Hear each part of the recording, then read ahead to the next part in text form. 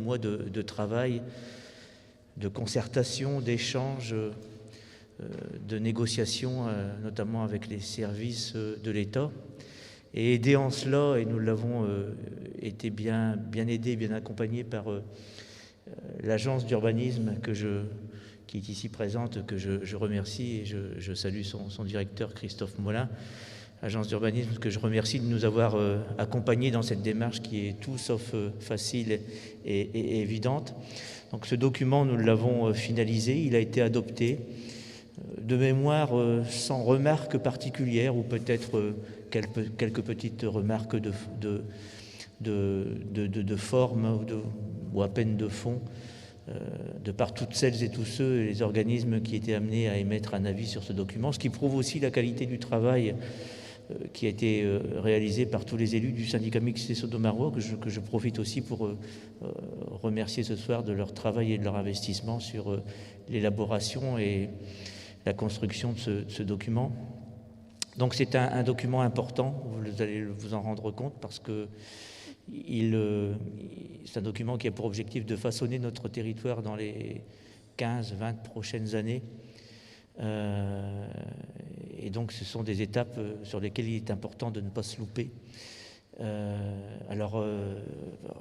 Rien n'étant parfait, ce document n'est peut-être pas parfait dans toutes ses compositions, dans tous ses attendus, mais encore une fois, je vous le dis, il a fallu des heures de réunion, de négociation, d'échange, de concertation, notamment avec les services de l'État. Vous savez que c'est jamais simple de travailler, mais nous avons trouvé aussi en face de nous des interlocuteurs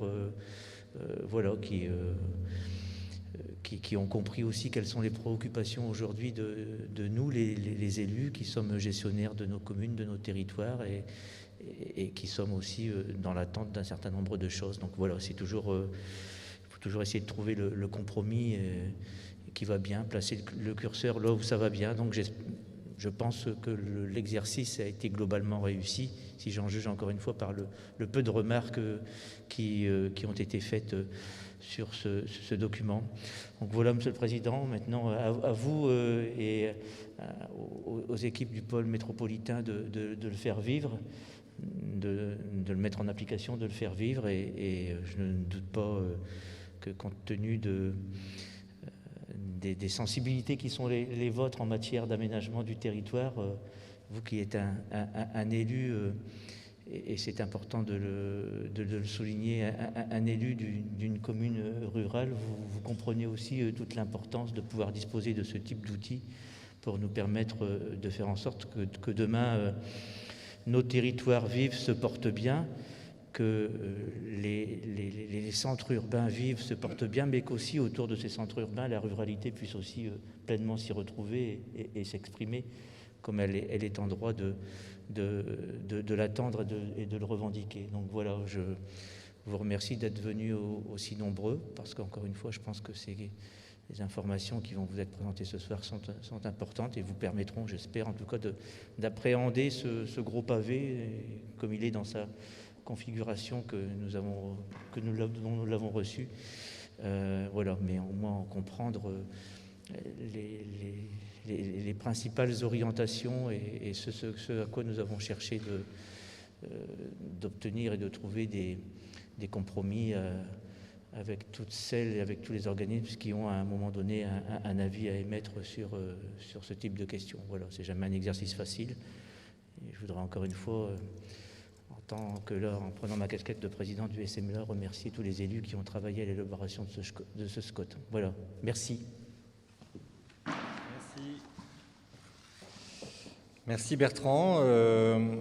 Bonsoir à tous, bonsoir à ceux qui sont dans la salle, bonsoir à ceux qui sont en visio. Bertrand l'a rappelé, cette élaboration du SCOT a été un moment important. Alors à Saint-Martin, les Tatinghem, la réunion de présentation pour vous tous, pour aussi surtout sensibiliser les nouveaux élus, puisque le renouvellement s'est fait l'an dernier. Certaines d'entre vous n'ont pas suivi. C'était le chemin qui a été fait pour élaborer ce SCOT. Donc le choix de Saint-Martin était presque une évidence, parce que de toute façon, c'est des questions un peu compliquées, comme l'a précisé Bertrand, moi j'ai pris le relais il y a peu de temps. Et donc s'il y a des questions un peu plus particulières, le président du SM est là pourra certainement répondre à vos questions. En tout cas, moi je voulais aussi surtout remercier tous ceux qui ont travaillé sur ce projet.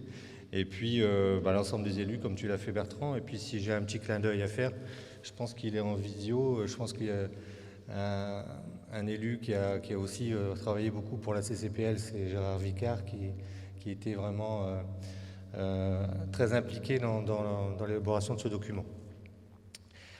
Donc un remerciement aux représentants de la région. Je suis très heureux de les accueillir ce soir. Monsieur Guilain Combier, vice-président en charge de l'action climatique, de la prospective et des stratégies régionales d'aménagement du territoire. Le remerciement à la ville de Saint-Martin, je viens de le faire. Je me répète peut-être, mais très heureux d'être ici ce soir. Un remerciement aux élus qui sont présents dans la salle. Alors c'est vrai que c'est toujours un peu compliqué en cette période, puisque on ne sait jamais si on doit se déplacer, on ne sait jamais si on peut le faire en visio. Mais quelque part, en tout cas moi en ce qui me concerne, revoir les têtes avec qui on a l'habitude de travailler, ça fait du bien aussi, parce qu'on se voit peu en ce moment. Et le fait de voir certains collègues qu'on n'a pas vus depuis un moment, ça fait du bien aussi. Et je sais bien que le côté visio, il est aussi très important, puisqu'on ne peut plus s'en séparer maintenant. Mais voilà. Donc un remerciement également pour l'agence d'urbanisme qui a préparé toute l'animation. On a essayé de faire au mieux. J'espère que la technique, mais je n'ai pas de crainte là-dessus, sera à la hauteur pour qu'on puisse, et dans la salle, et pour ceux qui sont restés chez eux ou en visio, puissent intervenir dans le déroulement de cette réunion. Donc l'objet de ce séminaire est de présenter principalement aux nouveaux élus le schéma de cohérence territoriale du pays de Saint-Omer. C'est le document, et Bertrand l'a rappelé, le document stratégique à l'échelle du pôle métropolitain qui a été travaillé collectivement pendant 4 ans et approuvé en 2019. Donc ce soir, les principaux enjeux et objectifs du projet d'aménagement et de développement durable vous seront présentés. Pour information, le SCOT complet est accessible sur le site de l'agence. Par ailleurs, chaque commune a reçu une synthèse, je pense qu'on a encore ce soir une des distributions sous forme de livres et qui sont donc accessibles en version numérique sur le site de l'agence. Donc les principaux objectifs pour les 20 prochaines années qui ont été fixés au sein du SCOT, je vais les rappeler assez brièvement, sont d'abord valoriser les potentiels du territoire en matière de cadre de vie et de transition écologique, anticiper les évolutions sociales et sociétales, renforcer les coopérations et les solidarités à toutes les échelles, valoriser ces différentes évolutions au profit du développement économique du territoire et assurer une gestion frugale du foncier. Cette soirée est filmée, ce qui permettra à ceux qui le souhaitent de voir ou de revoir cette réunion. Je pense passer la parole à Joël, mais je vais peut-être simplement transmettre quelques mots de la part de Joël. Je ne sais pas s'il est arrivé en visio, mais il m'avait laissé entendre que je pouvais aussi, en ma qualité de premier vice-président de l'agence d'urbanisme, de rappeler justement le rôle de l'agence et les remerciements que Bertrand, et je m'associe forcément à Bertrand pour dire que voilà, sans une agence compétente et dynamique, on n'aurait pas aussi travaillé si facilement tous ces projets. Donc l'une des missions de l'agence est de faire vivre les documents d'urbanisme qu'elle a contribué à réaliser. Ce séminaire du SCOT rentre donc dans ce cadre. Son but est de faire connaître les orientations et les objectifs qui encadrent l'aménagement du territoire. C'est pour cela qu'il est important que les nouveaux élus en aient connaissance. Plusieurs rendez-vous similaires seront fixés afin que les débats et les échanges autour du SCOT continuent d'avoir lieu. Avec l'appui des intercommunalités et du... Pardon, c'est pas facile à parler avec le masque. Avec donc l'appui des intercommunalités et du pôle métropolitain, l'agence s'est également engagée dans un travail d'évaluation qui consiste à vérifier que les objectifs qui ont été fixés en 2019 dans le SCOT seront atteints dans les années futures. Ce travail sera partagé annuellement avec les élus et les personnes publiques associées, comme la région ici présente. L'agence accompagne également les communes dans leurs projets. Son rôle principal est de sensibiliser les acteurs locaux aux aux objectifs fixés dans le SCOT, notamment sur la préservation des paysages, la qualité urbaine et architecturale et la prise en compte des enjeux climatiques. Donc je vais maintenant passer la parole à l'agence pour la présentation du territoire et puis à la région pour la présentation du STRADET, puis à l'agence à nouveau pour la présentation du SCOT. Voilà. Bonne soirée à tous et puis n'hésitez pas si vous voulez intervenir. Alors, soit en visio, vous levez la petite main et sur la salle, pareil. Merci à vous.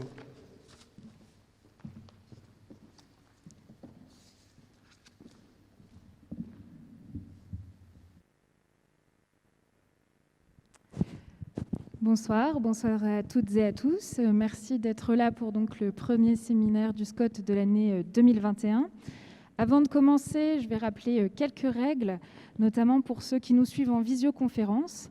Donc il est important de bien veiller à couper le micro pour qu'il n'y ait pas d'interférence avec la salle et donc la communication ici. Et donc si vous avez des remarques ou des questions, utilisez le chat. Ma collègue Emeline Chollet se fera un plaisir de relayer l'ensemble de vos remarques. Ça facilitera ainsi la communication et voilà, on y répondra bien sûr avec plaisir. Il y aura quelques temps d'échange bien sûr ouverts à la discussion entre la visio et le présentiel. On vous tiendra informé dès que ce sera le cas. On va pouvoir commencer la présentation. Donc, le séminaire du SCOT, donc, avant de rentrer dans le vif du sujet, à travers 5 cartes, je vais présenter le territoire, son fonctionnement et aussi les grands axes, les grands objectifs qui encadrent son développement. Alors bien sûr, c'est une présentation synthétique, mais ça permet un peu de poser le cadre. Donc, le territoire du pays de Saint-Omer, il est à cheval, en tout cas, il recouvre 2 intercommunalités, la communauté de communes du pays de Limbre et la communauté d'agglomération du pays de Saint-Omer. C'est un vaste territoire, 820 km², 90 communes et surtout 128 880 habitants en 2014. Donc 2014, c'est la date de prescription, de révision plutôt du SCOT. C'est aussi les données sur lesquelles s'est basé le SCOT pour être élaboré. Aujourd'hui, on a des données un petit peu plus récentes. Et donc en 2017, le pays de Saint-Omer atteignait quasiment 130 000 habitants. Donc au-delà de ces limites administratives, le territoire du pays de Saint-Omer, il repose sur une armature urbaine, sur un fonctionnement, avec d'abord le pôle urbain de Saint-Omer, qui ne se limite d'ailleurs pas qu'à Saint-Omer, qui englobe aussi les communes limitrophes, comme Arques, Longuenesse, Blandec et Saint-Martin-les-Tatingans. Donc c'est vraiment le pôle urbain, celui qui va avoir une envergure et un rayonnement sur l'intercommunalité, sur les intercommunalités et même au-delà. Et donc voilà, c'est vraiment le pôle urbain qui va avoir un rayonnement culturel, économique et résidentiel. Mais il s'appuie également sur d'autres polarités, le pôle supérieur de centralité d'Aire-sur-la-Lys, la ville relais de Limbre et les bourgs-centres que sont donc Éperlec, Fauquemberg et Thérouanne. Alors ces pôles, ils entretiennent des relations assez intenses grâce notamment au réseau de communication, au réseau de transport. On a bien évidemment le réseau routier principal via la 26, la RN 42 ou un réseau départemental relativement dense. Le réseau ferré avec notamment 2 gares, celle de Saint-Omer et celle d'Éperlec. Et le canal à grand gabarit, qui est notamment sur l'est du pays de Saint-Omer. Alors, il y a effectivement ces centralités, ces voies de communication, mais il y a également toutes les communes rurales, et vous l'avez rappelé en introduction, qui composent et qui font l'identité du pays de Saint-Omer. On a une grande majorité de villages, et c'est forcément important de le souligner et de l'avoir en tête.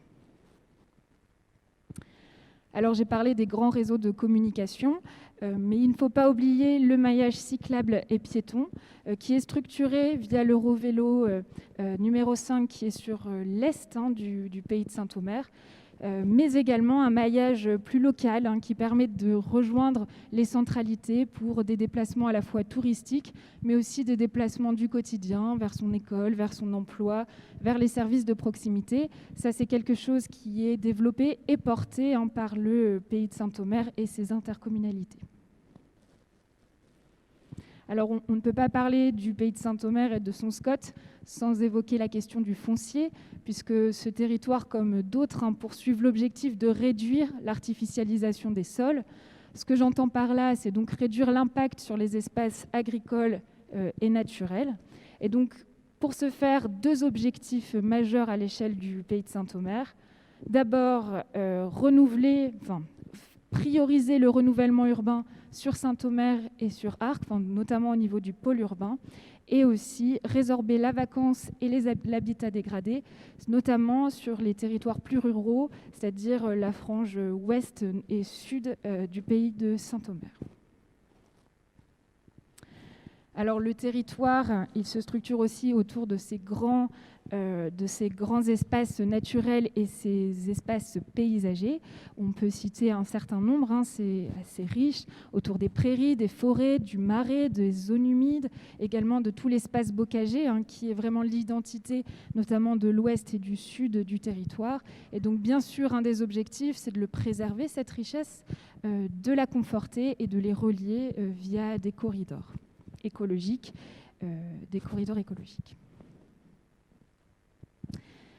Et enfin, donc le territoire est particulièrement volontaire dans ses objectifs de transition énergétique, de prise en compte de l'écologie, de lutte contre le réchauffement climatique. À ce titre, les 2 intercommunalités se sont dotées en 2020 de leur PCAET.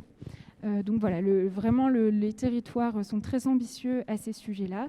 Et donc cette carte, elle illustre un peu tout le potentiel du territoire, notamment dans le développement des énergies renouvelables. On a évidemment l'éolien, mais également le bois énergie et le solaire photovoltaïque. Voilà, c'est un peu un territoire qui a du potentiel, en tout cas sur tous ces sujets-là, et qui est en pleine transition. Je laisse la parole à monsieur le vice-président Guilain Cambier. La transition est toute trouvée après cette carte sur le potentiel de transition énergétique. Je vous laisse la parole.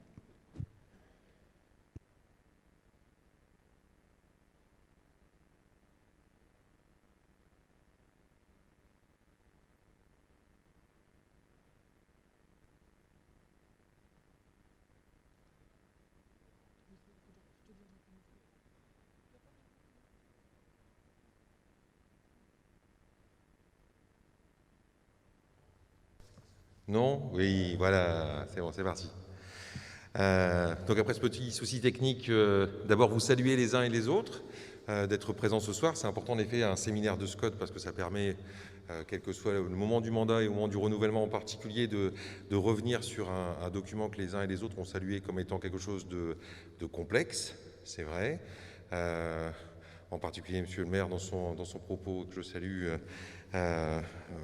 quand il est revenu sur cette histoire de compromis aussi, mais compromis ne veut pas dire nécessairement consensus mou, et c'est ce que vous avez fait dans votre document. Vous êtes allé vraiment, et on revoit un petit peu aussi sur ce qui a été ici présenté par l'agence, sur les grands axes que vous avez développés. C'est aussi une vision quand on fait un document de ce type. Et c'est compliqué parfois de se projeter dans les années comme ça qui viennent, parce que tout ça, c'est toujours quelque chose de très, très fluctuant en même temps. Et puis, bien sûr, et c'est ce que vous allez faire tout au long de la vie de ce document, puisque c'est un document vivant, il y a des évaluations régulières, avec des préconisations, des choses qui viennent s'y imposer en plus. Parce que la réglementation évolue. Je voulais aussi donc saluer bien sûr Monsieur le Président qui nous fait l'honneur de nous recevoir et de nous accueillir ici, en plus de Monsieur le maire qui était notre hôte pour ce soir. Je vais faire un petit clin d'œil à mon collègue François de Coster aussi, qui est le local de l'État pour la région. Donc moi, Guilain Cambier, je suis vice-président de la région, en effet, en charge en particulier de la prospective et des schémas, du climat également. Ce qui veut dire qu'on essaye, nous aussi, à notre échelle, à l'échelle de la région, de voir comment on peut lancer des pistes et les travailler avec vous pour que les territoires se les approprient et se les transcrivent justement dans ces documents d'urbanisme. Donc je vais vraiment vous remercier de votre invitation de ce soir parce que ça nous permet de maintenir ce lien et de construire ou de le poursuivre, de conforter ce lien de co-construction que nous avons pu avoir tout au long de l'élaboration. Vous avez dit que ça vous avait pris 4 ans. C'est long et en même temps c'est normal. Parce que entre le diagnostic, le moment où on essaie de dessiner quelques prospectives, c'est pas toujours ce qu'il y a de plus évident. Nous, notre rôle, c'est d'essayer d'être le plus aidant possible. Et la réunion de ce soir, elle est bien là également pour ça. C'est un moment pédagogique que nous avons tous ensemble. Et puisque comme ce processus de dialogue que vous avez pu avoir avec l'État, les partenaires publics associés, les PPA, avec l'État, avec la région et les autres organismes par la suite, nous, on vous propose de le poursuivre de manière constructive par la suite, puisque dans le droit fil de ce qu'avait dit Madame Létard, notre sénatrice, qui avait initié ce schéma régional d'aménagement à l'échelle de la région, repris ensuite aussi par Nicolas Lebas, eh bien, ces lourdeurs, vous parliez de pavés, de je ne sais plus combien d'épaisseur, il faut, par-delà l'écriture, par-delà les règles qui parfois peuvent paraître pesantes, eh bien, il faut les faire vivre avec les réalités du territoire. Vous avez parlé, Monsieur le Président en particulier, de l'équilibre aussi qu'il doit y avoir entre les pôles, entre la ruralité et puis les pôles urbains plus importants, et puis en même temps de prendre en compte des nouveaux enjeux qui apparaissaient il y a 4 ans, 5 ans, et qui sont de plus en plus prégnants désormais. La lutte contre le réchauffement climatique en est une. Mais alors c'est facile pour moi ce soir, parce qu'en même temps, quand on regarde votre document, on se dit en fait, quand on est ici, on est dans une classe de bons élèves, en fait. Et parce que vous avez fait un document, mais je ne dis pas ça par flagornerie, que vous avez qui est bien travaillé, où on retrouve facilement les orientations des uns et des autres. Et c'est pas toujours le compromis, quand il faut après le faire voter, adopter, etc. C'est encore différent, mais vous avez là en effet un document de qualité. Et même si c'est une démarche longue et qu'il faudra encore quelques années pour se l'approprier, il faut au moins un mandat, en effet, pour que les uns et les autres, en tant qu'élus, on puisse le transcrire concrètement. L'idée, c'est bien de poursuivre ce dialogue de manière générale pendant cette phase de vie, de construction que vous avez là. Nous, on a dessiné un schéma à l'échelle de la région qu'on veut le plus mobilisateur possible. Je vais vous le présenter ensuite, mais en même temps le plus pragmatique. On sait que chaque territoire de la région, même si on peut avoir une focale très différente, ne va pas réagir de la même manière parce qu'elle a ses aménités également. Mais donc, il est important pour nous d'avoir une articulation la plus complète possible entre ce que vous avez dessiné localement et puis ce que la vision régionale peut vous apporter. C'est bien un enjeu majeur pour notre schéma d'avoir ce lien permanent entre vous et nous. Alors, c'est un document, je reviendrai tout à l'heure, prescriptif, le schéma régional, mais une prescriptivité qui se veut intelligente, c'est-à-dire qu'on n'est pas là, en effet, pour imposer une doxa ou une doctrine, loin de là, mais même lorsqu'on a un document comme le vôtre qui est approuvé, eh bien, il faut toujours poursuivre, puisque je parlais d'évolution réglementaire tout à l'heure, nous aussi, nous allons devoir rebouger nos règles, et donc à chaque fois qu'on va bouger un document, il va falloir en cascade bouger les autres aussi. Et donc, je vous proposais un petit retour rapide sur les grandes composantes du schéma régional. Là, il faut cliquer, si vous voulez bien.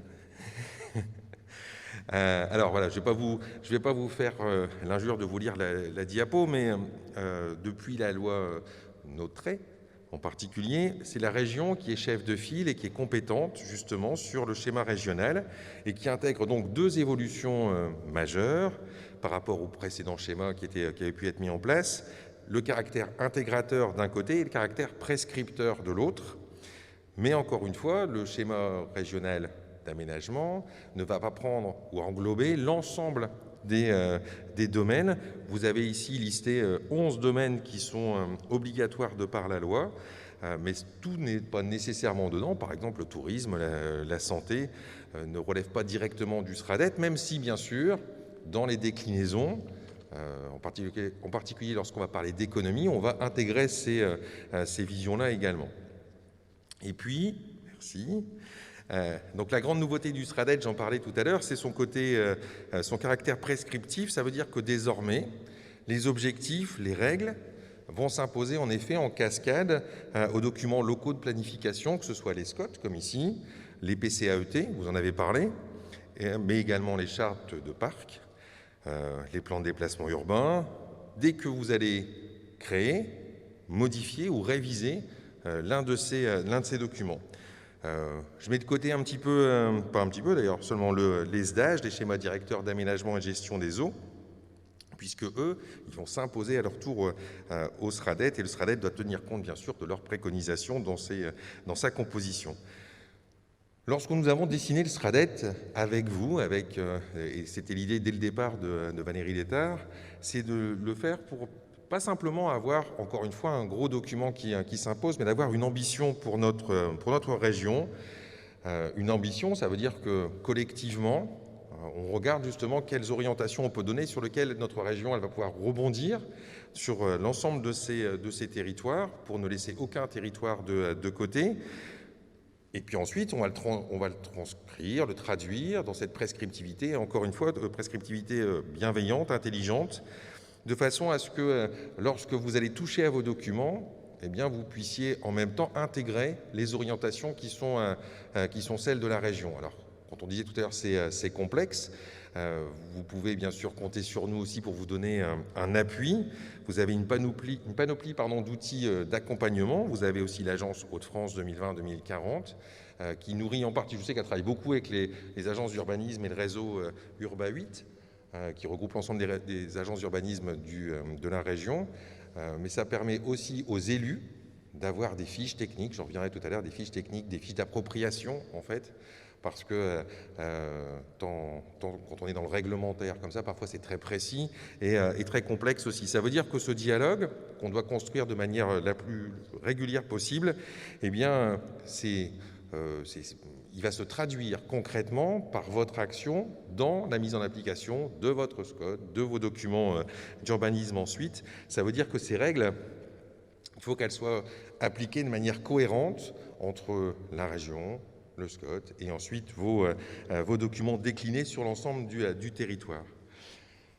Entre le SRADET et le SCOT du pays de Saint-Omer, en effet, vous le disiez tout à l'heure, on a des calendriers qui sont parfois différents, mais votre SCOT a été approuvé avant l'adoption de notre SRADET en particulier, et donc certains objectifs ont été ajustés depuis, parce que la commission d'enquête publique en particulier, l'avis des personnes publiques associées dont je parlais tout à l'heure, également est venue ajouter d'autres éléments, par exemple la gestion économe de l'espace, mais vous en avez parlé, la prise en compte de la loi sur la mobilité, la loi LOM, la valorisation du télétravail et la période, même si c'est compliqué de parler avec un masque, comme disait Monsieur le Président tout à l'heure, mais on est en plein dedans également.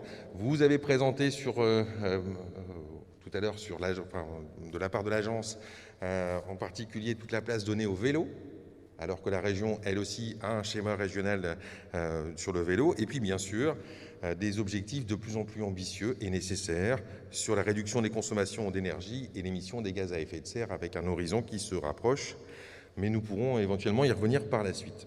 Alors, dans la vision et les objectifs du schéma régional, merci, vous allez trouver en fait 3 documents. On peut même les afficher si vous le voulez tous ensemble. 3 documents, vous allez avoir le rapport d'objectifs, qui va intégrer la vision régionale, une vision régionale qui est partie sur 3 partis pris, justement, d'aménagement, de développement, avec, vous trouvez au centre le rapport d'objectifs, et puis des priorités que nous avons pu établir tous ensemble. En fait, cette ambition régionale, justement, c'est d'avoir ce développement équilibré dont je parlais tout à l'heure, mais qui s'appuie sur vos réalités territoriales, sur vos dynamiques, pour ne pas, encore une fois, avoir un schéma qui soit calqué ou qui soit purement artificiel. Vous avez un second document qui est le fascicule des règles. Et là, on va préciser les moyens, justement, qui seront mis en œuvre avec les objectifs, avec leur portée réglementaire de manière générale pour que une règle puisse, même si, alors bien sûr, vous n'avez pas la totalité du fascicule des règles là, vous allez avoir des règles parfois qui vont s'appliquer sur plusieurs objectifs. Parfois, chaque objectif ne va pas faire l'objet directement de chaque règle. Et puis, le troisième document qu'on ne vous présente pas ici, ça va ressembler les annexes. Ça fait partie du gros pavé, toujours, avec le volet déchets en particulier, l'ancien programme pluriannuel de règlement des déchets, le plan régional sur l'intermodalité, et puis les incidences environnementales, l'atlas cartographique, même si la carte qu'on vous joint dans le schéma, bien sûr, n'est qu'indicative, elle n'est pas normative non plus. Et puis vous avez, hop, merci, alors là, bien sûr, je ne vais pas vous le lire, hein. Sinon ça va être compliqué, mais vous avez là la déclinaison des objectifs justement dont la quasi-majorité s'adresse directement à vous, aux acteurs des SCOT. Alors une fois qu'on a défini l'ensemble de ces objectifs, bien sûr le rôle de la région c'est de venir accompagner l'effort que vous faites. Et donc les politiques régionales que nous mettons en place, elles viennent contribuer, et elles contribueront encore, aux ambitions de ce schéma. Je pense en particulier à tout le travail que fait mon collègue Salvatore Castiglione, dans l'aménagement du territoire, puisqu'il va lancer, et il lance déjà, des opérations, des appels à projets en particulier, pour justement venir conforter les orientations du schéma régional, de façon à ce qu'on ait tous ensemble sur la région quelque chose de cohérent, quelque chose de convergent, et qui nous permette d'avoir en même temps un dispositif le plus innovant en matière d'action publique. On pourra y revenir tout à l'heure également. Dans ces règles générales du SRADET, là aussi, 43 règles prescriptives. Je sais bien qu'à chaque fois, quand on est élu local, on peut se dire on me rajoute toujours une couche au-dessus, et puis et là, 43 règles, ça peut paraître beaucoup. On ne les a pas mises en entier, je vous rassure également, mais vous avez là quand même un panorama à long terme. Ça veut dire que cette vision à long terme, il faut aussi l'entendre comme étant quelque chose qui ne s'applique pas de suite à tout, à l'ensemble, de la même manière, de manière uniforme. Ça veut dire que ces règles elles peuvent être, on va dire, appliquées de manière progressive, mises en œuvre par étapes. On peut pas. Monsieur le maire disait tout à l'heure qu'on n'avait pas de document parfait, mais on sait bien tous, et je vous rassure, monsieur le maire, il n'y a pas de document parfait. Même notre schéma régional n'est pas parfait, évidemment. Mais au moins, on y travaille tous ensemble de manière générale pour avoir quelque chose qui soit mis en œuvre par étapes, avec, d'autant plus que vous, votre SCOT en particulier, il est déjà adopté. Et quand je disais tout à l'heure, c'est facile pour moi ce soir parce que vous êtes une classe de bons élèves, parce que quand on regarde la réalité de votre SCOT, il y a beaucoup de choses qui sont déjà dedans, en fait. Et ça, on peut vraiment vous en féliciter, puisque vous avez déjà intégré, par exemple, des règles qui confortent l'armature régionale. Vous avez une dynamique de polarisation, on l'a bien vu encore sur la présentation tout à l'heure de l'agence, avec une complémentarité des espaces à enjeu. Et donc, vous avez une organisation du territoire qui est déjà, dans la façon dont vous l'avez vu, solidaire, équilibrée. Et puis, vous avez déjà aussi intégré d'autres règles, par exemple sur l'économie de la gestion de l'espace. Vous avez donné, par exemple, on l'a vu sur la carte également, la priorité au renouvellement urbain à certains endroits, au renforcement de densité existante par ailleurs, et vous avez en particulier visé les cœurs de ville. Donc tout ça, c'est concordant avec l'ensemble de la vision également. Et puis, ce qui est particulièrement intéressant, c'est votre logique, votre vision, votre modalité d'urbanisme de projet. Ça, c'est quelque chose d'original et en même temps de prospectif et qui vous met dans une bonne dynamique, puisque votre urbanisme de projet, c'est vrai que c'est compliqué de parler avec un masque au bout d'un moment, hein, je vous rejoins bien facilement. Le projet intégré avec des densités justement adaptées selon les contextes, eh bien, c'est un modèle particulièrement intéressant que vous avez lancé là et que vous allez conforter par la suite. Bien sûr, tout ça, ça évolue, encore une fois, puisque nous aussi, nous reverrons nos ambitions. Vous avez parlé aussi de lien avec le hub logistique pour améliorer l'intermodalité. Là aussi, c'est pris en considération dans votre SCOT. Vous avez parlé du fluvial également, du ferroviaire pour le transport de marchandises, et en particulier, nous, à l'échelle régionale, ce qu'on va regarder, bien sûr, c'est la connexion avec le canal Seine-Nord, et puis tout en intégrant cette idée de mobilité adaptée. Merci. Et sans oublier, mais vous l'avez fait également, les nouveaux défis climatiques et énergétiques en voulant diversifier justement les ressources en faveur du mix énergétique pour lequel la région, elle aussi, travaille particulièrement. Dans la mise en œuvre du SRADET, on vient aussi justement de voir que tout ceci, puisque c'est un document vivant, comme vous le disiez les uns les autres, eh bien, il y a une vision à moyen, long terme. Ça s'applique dans vos règles d'urbanisme les uns les autres dans vos communes lorsque vous touchez à votre PLU, PLUI, etc. que vous pouvez avoir. Mais cette convergence, elle ne se fait pas du jour au lendemain, bien sûr, on y travaille. Et l'objectif de ce soir, comme de ce que nous avons déjà pu engager et que nous engagerons ensuite, c'est bien d'avoir une convergence continue entre votre vision de votre schéma et puis ce que nous avons pu éventuellement imaginer. Je sais que par exemple sur le territoire, vous allez bientôt avoir la révision de la charte du parc de Cap et Marais d'Opale, puisque c'est pour 2025, je crois que c'est prévu.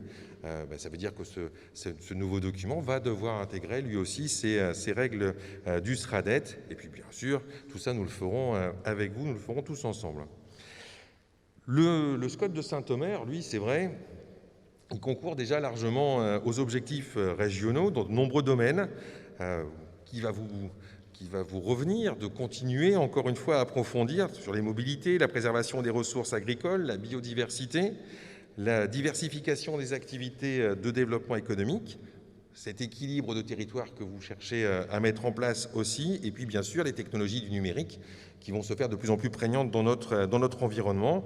Là aussi, l'agence Hauts-de-France 2020-2040 est un précieux support que je ne peux que vous engager comme tout outil ne s'use que si on en abuse, donc à utiliser largement de manière générale pour pouvoir réaliser ces objectifs, parce qu'ils vont vous permettre de vous guider en même temps et de suivre un petit peu les préconisations qui auraient pu être faites.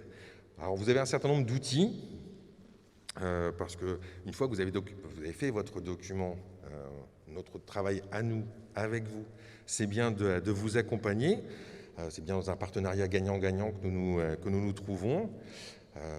Encore une fois, cette histoire de prescriptivité intelligente, c'est bien pour s'appuyer sur ce que vous avez imaginé, ce qui pourrait advenir, puisqu'il pourrait apparaître aussi tout simplement dans votre horizon. C'est quelque chose de complexe, bien évidemment, et donc s'approprier ces 43 règles, c'est l'ensemble des dispositifs que nous avons pu voir avec la plus grande facilité, c'est pas toujours ce qu'il y a de plus évident également, et donc avec votre agence d'urbanisme, dont je connais quelques membres et que je salue parce que, à titre personnel, sur mon territoire, ils m'ont accompagné également dans d'autres missions et ils l'ont fait avec brio. Donc, puissiez-vous en faire autant ce soir et par la suite dans ce document-là également. Mais vous avez des outils qui sont donc, disais-je, à votre disposition, des outils d'observation et de cartographie. Parfois, c'est vrai, l'agence d'urbanisme, lorsqu'on est élu, va partir dans ses sigles, ses préconisations. Et quand on est maire de sa commune, il faut qu'on s'intègre. Donc il faut aussi vulgariser un petit peu tout ce vocabulaire et puis ces enjeux, parce qu'il faut parfois aussi les intégrer. Moi, je suis aussi maire d'une petite commune. Et lorsqu'au départ, on m'a parlé SCOT, SRADET, tout ça, quand je venais d'être élu... C'était un truc intégré quand même. Bon, maintenant, c'est bon. Après, on est dedans, mais je veux dire que c'est toute une acculturation aussi à se faire. Et donc, vous avez des fiches du SRADET en particulier qui sont à votre disposition, qui seront progressivement mises à jour, renouvelées, complétées sur le site de... Voilà, je crois qu'on vous a indiqué quelque part, Hauts-de-France en particulier, sur la collection des fiches du SRADET. Vous avez des analyses prospectives sur le site de l'agence, dont je vous parlais également, des fiches repères, des formations. La région met en place actuellement un partenariat avec le CNFPT pour la mise en place de modules de formation qui permettent à tout un chacun de s'approprier et d'approfondir justement les objectifs du SRADET et sa mise en œuvre. Et puis, vous avez des ateliers régionaux des acteurs de l'aménagement, les ARA, un endroit où on peut échanger, où on peut valoriser les savoir-faire des uns des autres, puisque tant qu'à faire, vous êtes un petit peu en avance, et quand vous êtes bons élèves, autant que cet exemple serve à d'autres également. Plus tout le travail autour des réseaux comme le réseau Urba 8, et puis bien sûr on fait ça avec les services de l'État, avec l'Adréal et autres en particulier. Là, les premiers travaux des ARA, ça porte sur les stratégies foncières. C'est une des règles, c'est la règle 16 du fascicule, pour ceux qui l'ont lu, qui l'ont pris ou qui l'ont gardé comme livre de chevet. Vous avez un guide méthodologique, et bien sûr ce guide méthodologique, c'est issu d'un travail collectif avec l'ensemble des acteurs du territoire qui vient de se terminer, et lui aussi est disponible sur le site de l'agence Hauts-de-France 2020-2040. Voilà pour cette présentation, mais je suis bien sûr, comme Monsieur le Président, Monsieur le maire l'ont indiqué également, à votre disposition si vous aviez des questions complémentaires ou supplémentaires par la suite. Mais que ce soit aujourd'hui, que ce soit ce soir, que ce soit demain, quand vous aurez bien dormi sur ce qu'on va vous présenter ce soir, encore une fois, c'est un aller-retour continu, permanent, qu'on veut nourrir entre la région et vous, puisque une fois qu'on a sorti la vision, eh bien, il faut l'écrire, et puis une fois que cette vision est écrite, transcrite dans votre document, vous allez concrètement autoriser ou pas certaines choses sur vos territoires. Eh bien, on sait que parfois, c'est lorsque l'idée est bonne, la transcription est un peu plus compliquée, quand on est en responsabilité et qu'on doit signer ou pas le permis de construire, par exemple.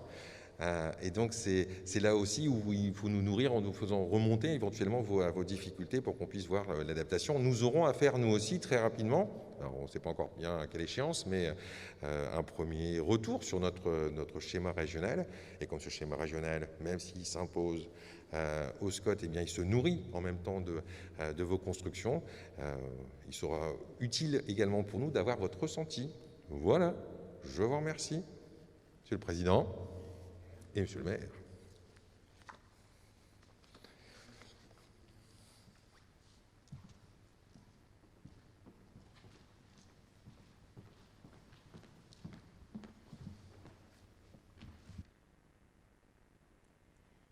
Merci, Monsieur le Vice-président. Alors, on va maintenant rentrer dans le vif du sujet, le schéma de cohérence territoriale, et en tout cas évoquer avec vous les enjeux et les principaux axes stratégiques du projet d'aménagement et de développement durable. Hop. Et on a relevé le défi de vous l'expliquer, au moins le rôle du SCOT, en 1 minute. Et pour ça, on a une vidéo qui est très bien faite par la Fédération des SCOT et qui va vous expliquer un peu le rôle de ce document.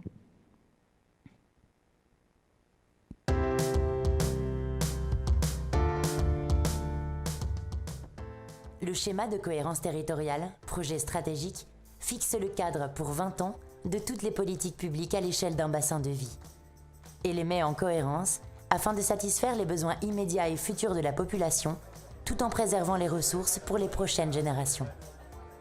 Le SCOT intègre les objectifs des politiques publiques nationales de l'État et depuis 2019, les objectifs des politiques régionales des SRADET. Il est élaboré par des élus intercommunaux qui ont la compétence planification. Le SCOT, c'est la vision d'avenir du territoire sur laquelle ces élus se mettent d'accord, à l'échelle d'une ou plusieurs intercommunalités et dans laquelle chaque commune peut se retrouver. Les élus communaux, avec leurs compétences urbanisme, déclinent la stratégie à la parcelle et autorisent ou non les constructions dans le plan local d'urbanisme de leur commune ou de leur intercommunalité. Les élus locaux ont donc en main 2 outils complémentaires, le SCOT pour préciser leur stratégie à long terme et le PLU-PLUI pour la rendre opérationnelle. Aujourd'hui, 86% du territoire national est couvert par des SCOT et 50% des intercommunalités ont la compétence PLUI.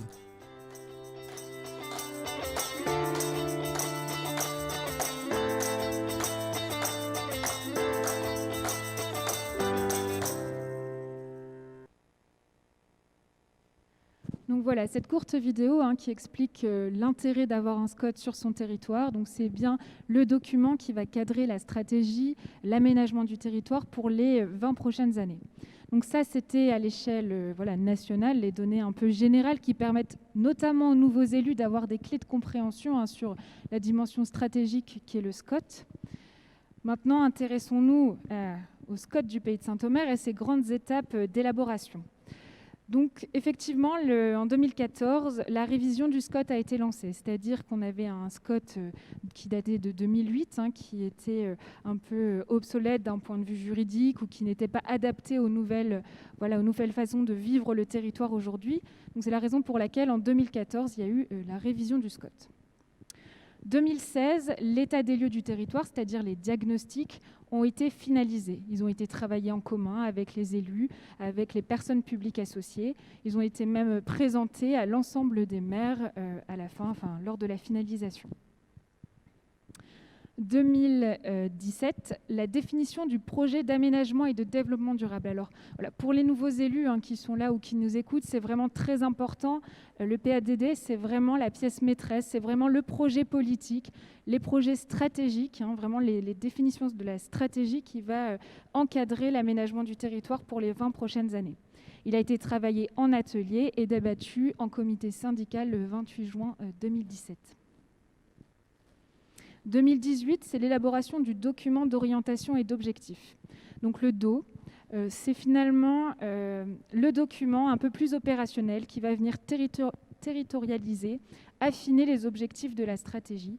Et voilà. Donc ils ont été travaillés également à partir de 5 ateliers, une réunion de présentation à l'ensemble des maires et aussi 2 réunions publiques avec les habitants. Une fois le compromis trouvé, ce travail collectif avec les élus mené, l'ensemble a été transmis aux personnes publiques associées. Donc derrière ce terme technique se cachent en fait les acteurs institutionnels que sont la DDTM, la Chambre d'agriculture, le PNR ou la région ici présente. Et donc l'ensemble de ces personnes publiques associées ont émis un avis, c'est-à-dire qu'ils ont édicté un avis si le document va dans le bon sens et respecte bien les législations nationales, régionales, départementales ou la charte du PNR par exemple. Il a été ensuite approuvé en 2019, ce qui fait du SCOT un document effectivement extrêmement récent. Vous pouvez retrouver l'ensemble du SCOT sur le site de l'Agence de l'urbanisme. Vous y retrouverez les différentes pièces. Également la synthèse que vous avez reçue sous forme de livre dans chaque commune ou que vous trouverez à l'accueil si vous ne l'avez pas. Et également, vous retrouverez l'exposition du SCOT qui a été élaborée pendant la phase de travail, d'élaboration, qui permet d'illustrer le diagnostic et les grands enjeux du territoire. On y reviendra, mais sachez que vous pouvez la retrouver sur le site internet de l'agence. Alors le SCOT en récit, c'est vrai que le SCOT, on a pas mal de littérature, entre guillemets, des documents qui sont assez conséquents. Ce soir, on avait surtout envie de vous faire découvrir le SCOT à travers différentes animations. On va vous présenter le déroulé de l'animation. Tout d'abord, un quiz sur le diagnostic, pour vous permettre un peu, dans cette condition assez particulière, de participer à la réunion. Donc, c'est répondre à des questions sur le diagnostic et sur ses enjeux. Si vous avez la réponse, rien de plus simple, vous levez la main pour ceux qui sont en présentiel. Et pour ceux qui nous suivent en visioconférence, écrivez votre réponse sur le chat. Ma collègue Emeline Chollet partagera votre réponse. Donc, grâce à ce quiz, on va voir ensemble les enjeux du territoire. Et pour ce qui est du SCOT et notamment de sa stratégie, on va vous présenter quelque chose d'un petit peu plus immersif. Donc, comme je le disais, dans le cadre du SCOT, le Pays de Saint-Omer a été imaginé en 2040 à travers des trajectoires de vie, des histoires d'habitants. Et donc, c'est à partir de ces histoires que l'on va décrire la stratégie du SCOT qui a été, elle, votée en 2019. Eh bien, c'est parti. Et pour commencer, le quiz, c'est sur 4 générations qui se côtoient sur le Pays de Saint-Omer. Alors, question numéro 1. Le nombre de personnes âgées de plus de 60 ans ont augmenté depuis 1999. La réponse A, si c'est vrai, et la réponse B, si c'est faux. Alors, si vous avez la réponse, levez la main, que l'on puisse connaître votre réponse. Et sur le chat, si vous avez la réponse, écrivez, et c'est Emeline, ma collègue, qui relaiera votre réponse. Quelques secondes pour répondre. Une réponse sur le chat ? Réponse A. Eh bien, c'est tout à fait la... C'est tout à fait vrai, c'est bien la réponse A. Effectivement, on se rend compte que le territoire connaît un vieillissement qui est assez sensible de la population. Depuis 1999, les classes d'âge de moins de 45 ans ont perdu de la population, alors que toutes celles de plus de 45 ans ont vu leurs effectifs croître. À titre d'illustration, les plus de 75 ans augmentent en moyenne de 2,8% par an. Allez, question numéro 2. Le territoire du pays de Saint-Omer est composé d'une majorité de logements de réponse A, 2 pièces, B, 3 pièces, C, 4 pièces ou D, 5 pièces et plus. Dans la salle, personne ne sait. Alors les logements plutôt de grands gabarits, de plus petits gabarits. Là-bas. 4 pièces pour vous. D'autres réponses?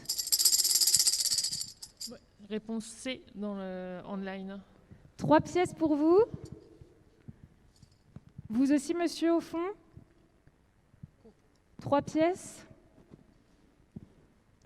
On peut remettre le PowerPoint. Eh bien, non.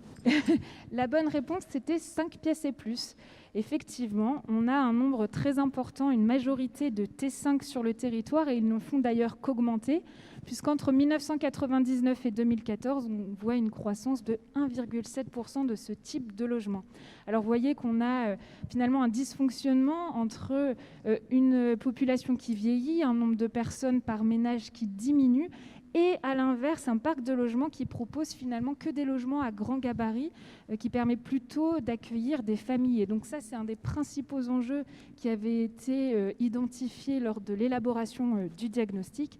Et c'est à partir de ces éléments-là qu'a été imaginée une stratégie autour de la prise en charge du vieillissement de la population.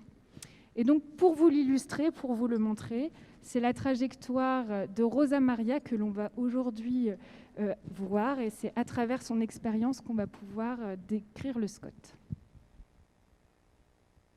Après avoir travaillé et fondé une famille en Normandie, Rosa Maria et son époux s'installent à la campagne, dans la vallée de l'Aa, d'où il est originaire, pour profiter de leur retraite. À la mort de ce dernier, ne voulant pas quitter l'Audomarois, elle emménage à la Marpa de Fauquemberg. Donc Rosa Maria, qui est donc une personne âgée en 2040, dans 20 ans. Et qu'est-ce que le SCOT a permis de lui offrir? Quelle stratégie les élus ont adoptée en 2019? Eh bien, c'est d'abord de répondre aux besoins des différentes générations et pour favoriser également la mixité sociale.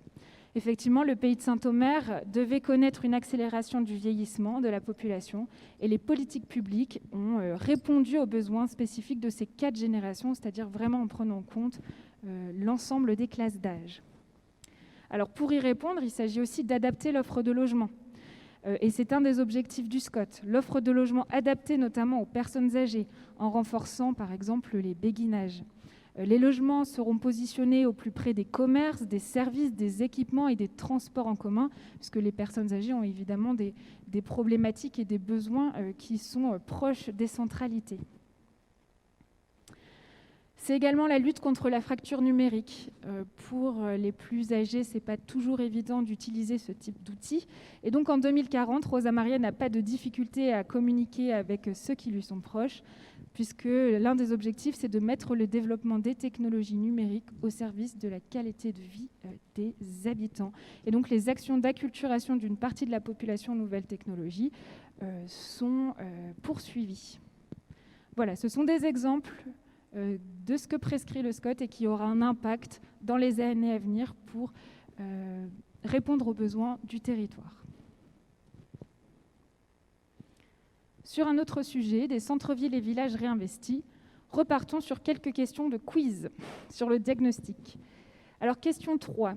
À votre avis, depuis les années 60, le pays de Saint-Omer a gagné, réponse A, 10 000 habitants, réponse B, 20 000 habitants, réponse C, 30 000 habitants, ou réponse D, 40 000 habitants.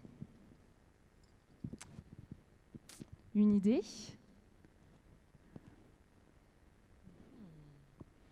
Sur le chat, une idée? Ça va venir, ça va venir. 10 000 habitants, 20 000 habitants, 30 000 habitants, 40 000 habitants, Il y a la réponse C. 30 000 habitants. Dans la salle, une idée? Non.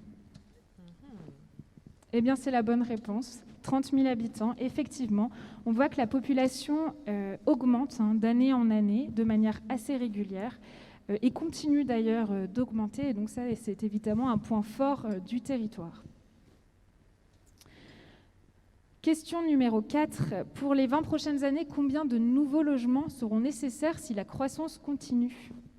À votre avis, c'est 6 600 logements, 12 600 logements, 18 600 logements ou 24 600 logements?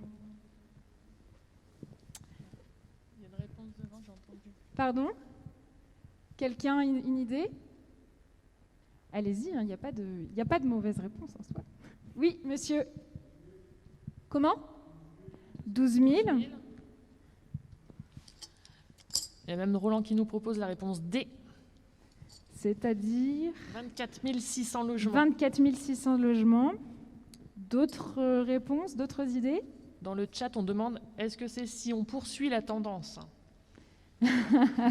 Oui, alors oui et non, mais si on continue bien sûr, si on continue la croissance démographique, effectivement, en tenant compte de toutes les évolutions sociétales. Alors, avec ce complément d'information, est-ce qu'il y a une proposition de réponse dans le chat ou même dans la salle?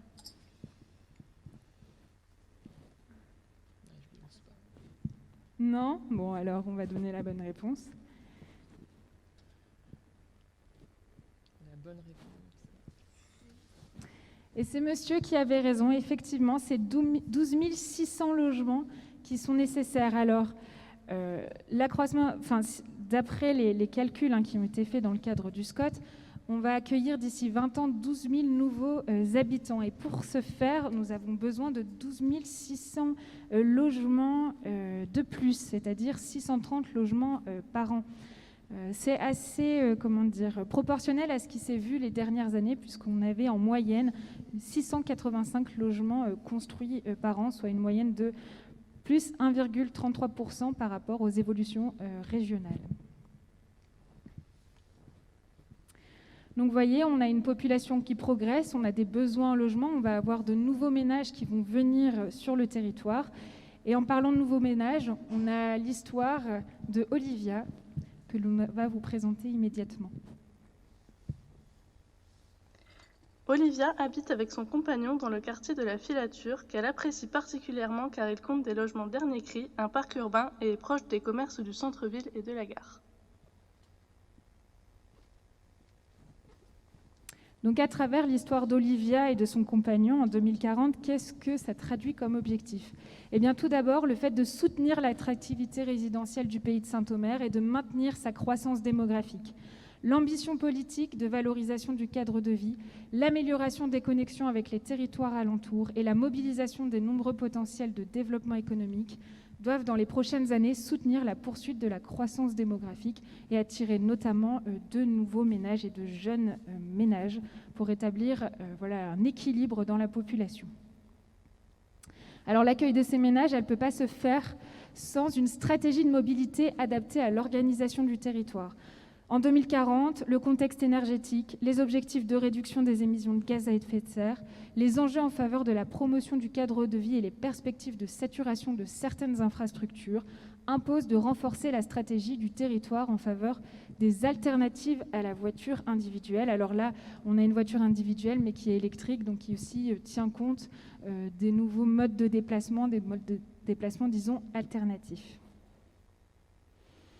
Et vous voyez donc sur le second plan une habitation qui n'est pas située n'importe où, il est situé sur la Filature, qui donc répond à l'objectif qu'on s'est fixé en 2019, c'est d'assurer une gestion frugale du foncier, en créant de nouveaux logements qui doivent être prioritairement menés dans le cadre d'opérations de renouvellement urbain.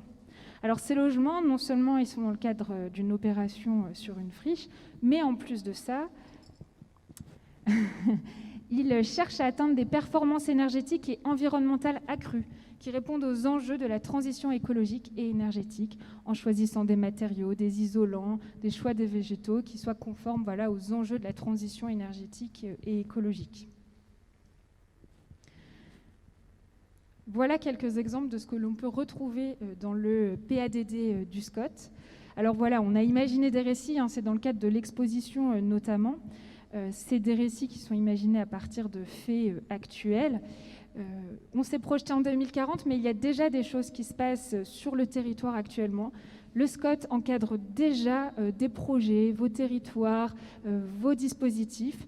Et sur le volet économique, on a souhaité vous montrer de quoi le territoire est fait actuellement en 2021 et qui correspond déjà aux objectifs du SCOT.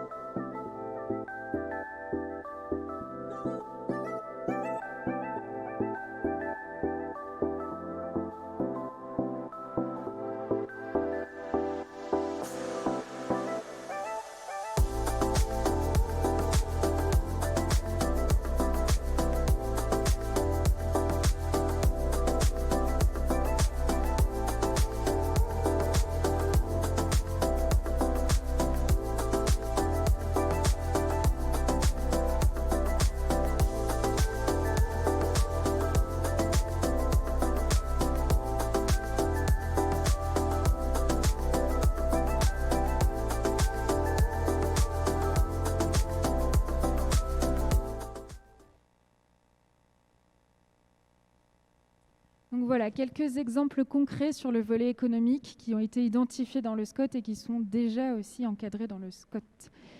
Emeline, je voulais savoir, est-ce qu'il y a des questions? Non, pas pour le moment. Est-ce que dans la salle, vous avez des questions par rapport à tout ce que je viens d'aborder? Très bien, n'hésitez pas, si vous avez des questions, on est là évidemment pour y répondre. On peut repasser au PowerPoint. Et donc, les dernières images que vous avez pu voir, c'est notamment le développement des sports de nature à l'Imbre. Et donc, c'est vrai que l'aspect économique, mais l'aspect touristique, la préservation aussi des espaces naturels, c'est des éléments importants. Et donc, à ce sujet, on avait envie de vous interroger. Donc, question numéro 5. À votre avis, en 2014, le territoire comptait 10 sites de patrimoine naturel et paysager, classés et inscrits. Est-ce vrai ou est-ce faux ? 10 sites de patrimoine naturel et paysager. À votre avis? Emeline? Pas encore de retour pour mon côté. Bon, alors c'est que la question est finalement pas si évidente que ça. Eh bien... j'ai la réponse B. C'est donc faux. Eh bien non, c'était vrai. Nous avons effectivement 10 sites de patrimoine naturel et paysager sur le pays de Saint-Omer. 18,4% du territoire est identifié en enjeu écologique majeur ou fort. Il y a 80 monuments historiques classés et inscrits. Et donc, vous avez un certain nombre de structures, de périmètres qui assurent la gestion et la protection de ces espaces, en plus, bien sûr, des élus locaux. Vous reconnaîtrez donc le logo du parc naturel, bien sûr, le label Art et Histoire, qui convient de souligner son existence depuis fin 2014. Aussi des distinctions internationales avec le site Ramsar sur la commune de Saint-Omer. Donc, ce sont la Convention humide Ramsar ou Convention Ramsar, qui est un traité intergouvernemental qui incarne les engagements de ses États membres à protéger les zones humides, et également la réserve de biosphère Marais Audomarois. Donc voilà, on a vraiment une richesse sur le territoire qu'il convient de mettre en valeur et de aussi lier à l'aspect touristique. Et d'ailleurs, à ce sujet, question numéro 6, à votre avis, les déplacements en vélo représentaient en 2014 2% des déplacements, 5% des déplacements, 7% des déplacements ou 9% des déplacements? Les déplacements en vélo, alors pour tout type de trajet confondu, aussi bien le quotidien que pour les loisirs. Oui, monsieur? 2%? 2%, très bien. Quelqu'un d'autre? Oui, madame? 5% pour vous? D'autres idées? Sur le chat? Non, eh bien c'est tout à fait vrai, monsieur, c'était 2%. 2% seulement, on pourrait dire, puisque c'est finalement une des modes de déplacement les moins utilisés. Quand on voit que la voiture est utilisée à 77%, voilà, on se rend bien compte de l'enjeu. Et donc, c'est à travers cet enjeu-là, finalement, qu'on va découvrir la vie de Alain et de son compagnon. Je vous laisse faire connaissance. Après 20 ans passés à l'étranger, Alain revient visiter sa ville natale avec son compagnon et découvre le nouveau port de plaisance d'Aire-sur-la-Lys. Donc voilà, en 2040, le tourisme, les espaces naturels, tout ça est intimement lié. Avec comme premier objectif qui a été souligné en 2019, c'est de faire de l'évolution du territoire un levier du développement économique. La préservation des milieux naturels, des paysages et des patrimoines constitue l'un des fers de lance du développement touristique local. Toujours dans le même cadre, c'est aussi la diversification de l'offre d'hébergement touristique marchand qui doit être encouragée. On a parlé du vélo, c'est aussi illustré à travers cette trajectoire, puisque l'un des objectifs, c'est aussi la mise en réseau des équipements qui doit être poursuivie et des actions qui favorisent les mobilités touristiques, notamment les liaisons cyclables, la desserte des principaux équipements, donc comme vous pouvez le voir dans l'illustration sur la commune d'Aire-sur-la-Lys. Et je referme le volet sur cet aspect économique pour souligner bien sûr l'essor probable de la voie d'eau liée à l'arrivée du canal Seine-Nord-Europe, qui doit permettre bien sûr de conforter aussi le positionnement stratégique du territoire en région, donc l'un des objectifs du PADD.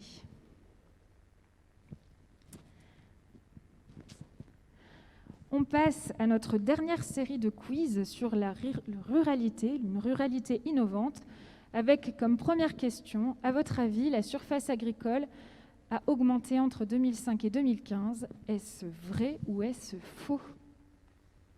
Faux pour vous? Faux? Faux? Est-ce qu'en ligne, on a des réponses? Non, pas encore.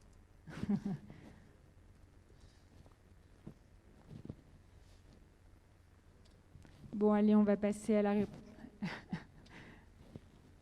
Eh bien, vous aviez raison, c'est effectivement faux. Alors, en 2016, le diagnostic du SCOT a repéré 752 exploitations agricoles. Et entre 2005 et 2015, on a observé une réduction donc, de 1725 hectares à l'échelle du pays de Saint-Omer, soit moins 2,8%. Donc voilà, ça c'est un élément effectivement essentiel à avoir à l'esprit et qui va aussi de pair avec un objectif de réduction de la consommation foncière dans les 20 prochaines années. Seconde question, toujours sur cette ruralité innovante. À votre avis, en 2015, la principale source d'énergie renouvelable était la filière éolienne, le centre de valorisation énergétique, le solaire ou la méthanisation?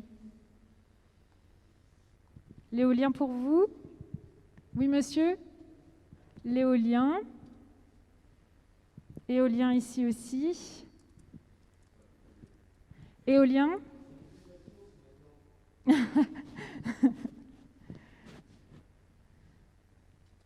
En ligne, des choses? Non, et du coup, je m'inquiète, parce que vous étiez plus actifs il y a quelques minutes. Donc, je compte sur vous.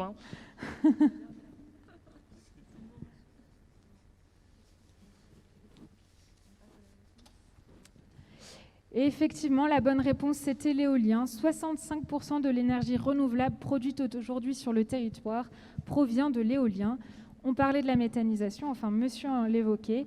90% effectivement du gisement méthanisable provient, lui, par contre, de l'agriculture. Alors, en 2017, seul 9,5% du gisement total d'énergie renouvelable du territoire était exploité. Donc, la marge de progrès est considérable en matière de développement d'énergie renouvelable et de récupération. Donc, à travers cet enjeu de la ruralité, de l'énergie, de la gestion frugale du foncier, on va rencontrer Agathe qui, en 2040, a des choses à nous raconter sur ces sujets-là. Agathe a repris l'exploitation maraîchère dans la famille depuis 5 générations et fait partie d'une coopérative d'élevage basée à Baudingue-les-Ardres. Alors nous sommes en 2040 toujours, et donc un des objectifs qui a été rempli, c'est d'assurer une gestion frugale du foncier. Au regard des enjeux spécifiques du territoire, il convient donc de réduire le rythme de la consommation des terres naturelles et agricoles. Ça, c'est vraiment un enjeu majeur. Pour cela, les projets de développement économique, la création de nouveaux équipements et des opérations de logement devront être prioritairement menés dans le cadre d'opérations de renouvellement urbain. Sur le sujet de l'agriculture, on parle aussi et souvent, et ça va de pair avec la qualité des paysages. Oui, il faut mettre en œuvre des politiques d'aménagement qui soient respectueuses du territoire. Donc une attention particulière portée sur le maintien et la diversité de la qualité des paysages, en évitant le phénomène de mitage, en préservant les cônes de vue et les éléments emblématiques du paysage. Sur l'agriculture, l'un des objectifs, c'est d'assurer la complémentarité entre les différents espaces de développement économique et notamment par la diversification des activités agricoles, la valorisation des productions locales et le maintien de l'élevage qui doivent absolument être accompagnés. Enfin, quand on lit un peu ce qui est écrit sur le portable d'Agathe, on se voit qu'à 7h, il y a un rendez-vous au marché de Saint-Omer, à 11h, un rendez-vous avec l'installateur du méthaniseur et à 16h, la saisie Internet des démarches administratives. Alors, qu'est-ce que ça nous montre? Ça nous montre qu'il faut prendre pleinement en compte les nouveaux enjeux climatiques et énergétiques, notamment en lien avec le méthaniseur, puisque le territoire doit assurer une diversification de son mix énergétique local en soutenant la valorisation d'autres projets que l'éolien qui est hégémonique sur le territoire. Et donc, à propos de ces défis climatiques et énergétiques, on avait une fois de plus envie de vous montrer des sujets concrets qui se passent actuellement sur le territoire et qui répondent pleinement à cet objectif. Voilà, une courte vidéo qui vous montre que finalement le territoire est très actif et le SCOT déjà en cours de mise en œuvre.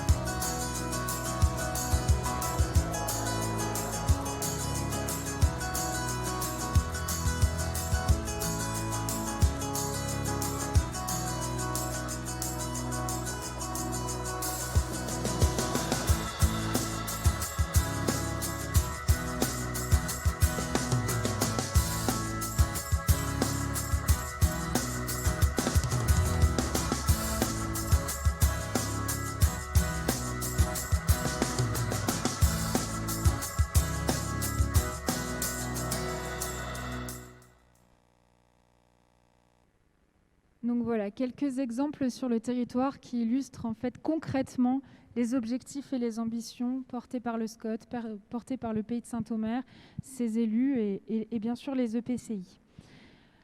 Bien sûr, on n'a pas brossé l'ensemble de toutes les orientations et objectifs que contient le SCOT, mais vous pouvez retrouver l'intégralité, donc à savoir par l'intermédiaire de la synthèse que vous avez à l'accueil ou sur le site de l'agence où vous retrouverez l'ensemble des pièces.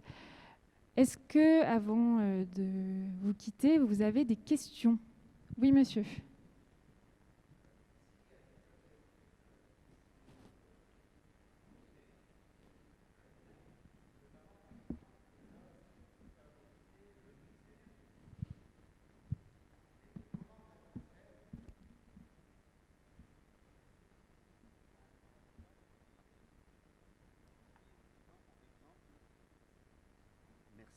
En disant par exemple, on ne met plus d'éoliennes supplémentaires. Premier exemple. Deuxième exemple, on a parlé des méthaniseurs. Vous n'êtes pas sans savoir que dans la région, notamment dans les Flandres, il y a eu des projets et que ça, tout de suite, ça suscite une levée de boucliers. Alors c'est bien beau de dire qu'il y a des objectifs à atteindre. On pourrait installer donc des énergies renouvelables, mais si les citoyens refusent ces énergies renouvelables parce qu'elles génèrent soit elles attaquent le paysage, on vient de l'évoquer, ou parce que si on met des méthaniseurs, c'est sûr que ça sera obligatoirement dans des communes rurales, puisqu'on a vu que ça vient du monde agricole, mais que ça va générer des flux de circulation et de camions, et les gens ne vont pas en vouloir. Alors comment on va pouvoir gérer tout ça ? Alors d'abord, peut-être sur la question de l'éolien, le SCOT dit bien qu'il ne s'agit pas de développer l'éolien, mais plutôt de maîtriser et de favoriser le mix énergétique à travers l'exploitation d'autres énergies renouvelables. Donc sur l'éolien, on est plus sur la question d'une maîtrise finalement de son développement. Concernant la méthanisation, vous avez raison, ce n'est pas des sujets qui sont faciles à aborder. Maintenant, vous avez le SCOT, vous avez le PCAET qui accompagne les porteurs de projets, les communes, dans le dialogue avec les habitants notamment. C'est vrai que sur la Flandre intérieure, par exemple, il y a des exemples qui ont fait, du remous dans la population, mais il y a aussi des bons exemples qu'on n'évoque peut-être pas, mais des bons exemples qui sont très bien intégrés dans le paysage, qui font l'objet d'une réflexion, d'un accompagnement aussi paysager. Et donc, voilà, c'est aussi peut-être dans la subtilité du projet, dans son insertion dans son environnement, que c'est à réfléchir et que ça permettra de le faire plus facilement accepter par la population locale.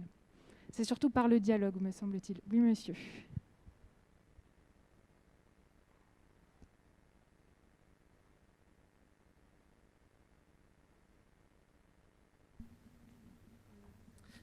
Je ne sais pas si je vais répondre totalement à la préoccupation ou aux interrogations d'Alain.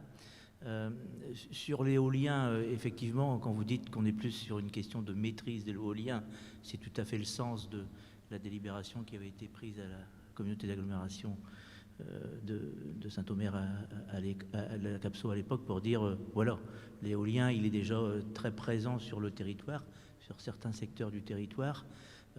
On a aussi le label, et un certain nombre de labels, dont celui du Pays d'Art et d'Histoire. C'était aussi de pouvoir dire à un moment, voilà, est-ce que c'est encore judicieux de continuer à développer l'éolien, sachant que, c'est pas moi qui le dis, beaucoup le disent, ça représente quand même des cicatrices dans l'environnement. Est-ce que c'est en compatibilité avec le label Pays d'Art et d'Histoire? Donc l'idée, c'était de dire, l'éolien existe, c'est bien, je pense qu'on en est suffisamment doté sur le territoire, et l'idée des élus, la volonté des élus, c'était de dire on arrête là pour l'instant.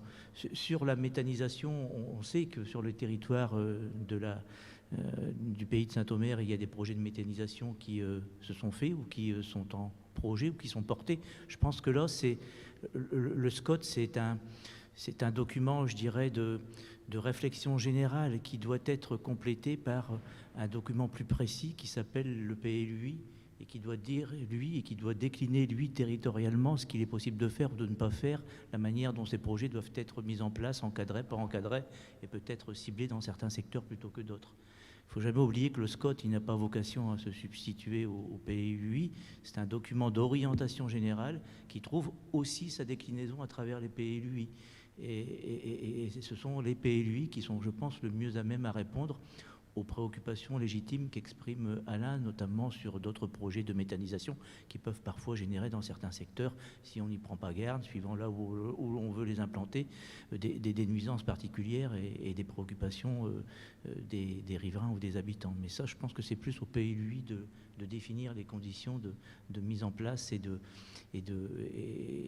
réalisation de ces projets qui concernent cette thématique du développement durable, des énergies de développement durable.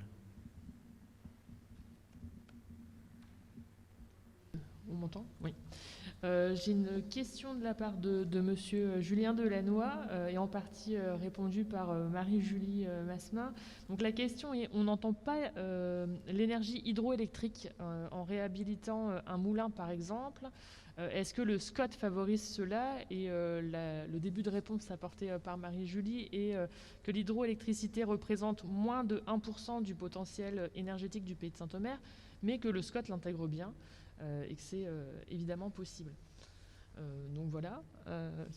Très bonne réponse apportée par Marie-Julie. Merci à elle. Qui, au passage, a particulièrement apprécié la mise en scène de l'exposition. Ah oui. J'espère que ça vous a plu aussi. On m'indique aussi, donc je pense que c'est Monsieur Rollin, parce qu'il n'y a pas toujours le prénom avec les noms, on ne veut plus plutôt une inquiétude en fait de ne plus vouloir de barrages sur les rivières, car depuis il y a de moins en moins de poissons, mais on dit que c'est à cause de la pollution. Il y avait énormément de moulins avant, et donc voilà, il y a un lien entre ces deux éléments-là. Mais pas d'autres questions pour l'instant. Est-ce que oui.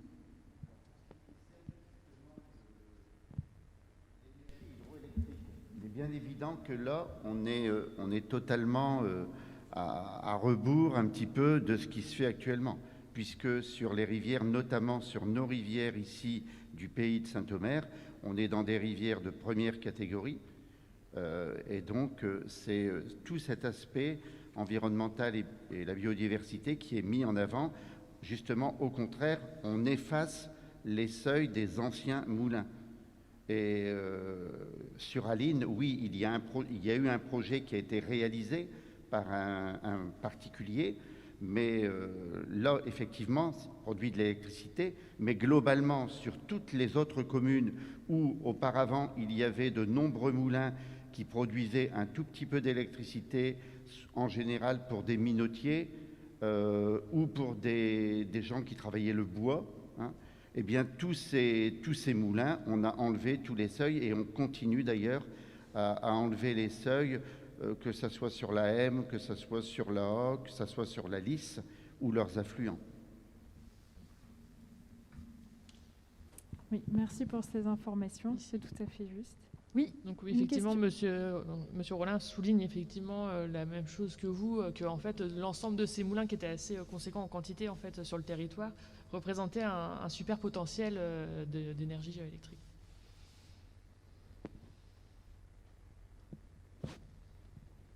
Est-ce qu'il y a d'autres questions?